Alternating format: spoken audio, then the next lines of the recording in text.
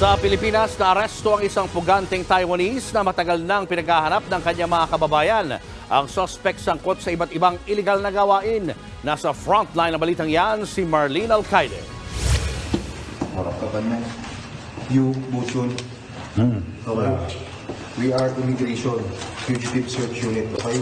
Immigration, Philippines. You are under arrest by the Bureau of Immigration. Sa kanyang condominium unit sa Makati, inabutan ng Immigration Special Unit ang Taiwanese na si Yuan Bo-chun. Doon natunto ng foreigner na wanted pala sa Taipei dahil sa human trafficking. Kasama ng Fugitive Search Unit ang ilang kinatawan galing Taiwan. Bukod sa target, naabutan din sa kondo ang ilang Taiwanese na posibleng sangkot din sa telecommunication fraud. Base ito sa sandamakmak na smartphones at SIM cards na nakuha sa unit. May mga na-recover ring matataas na kalibre ng baril at iligal na droga. Patunay raw na sangkot sa iba't ibang iligal na gawain ang mga nahuli. Nakita nila yung buong operation, meron po tayong nahanap na online scamming, gambling, illegal drugs, hundreds of SIM cards, and firearms. Ayon sa mga otoridad, 2019 pa nagtatago sa Pilipinas si Yuan.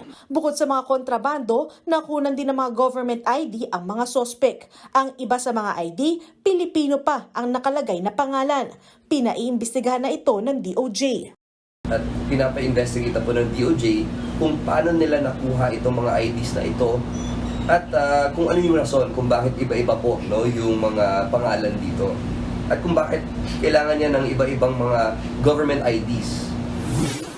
Alinsunod sa protocol ng immigration, nakatakdang ipa-deport sa Taiwan ang mga sospek. Ilalagay rin sila sa blacklist para hindi na makapasok ulit ng Pilipinas. Nagbabalita mula sa frontline, Marlene Alcaide, News 5. Mga kapatid, Julius Babaw po. Iba na ang may alam at may pakialam sa panahon ngayon.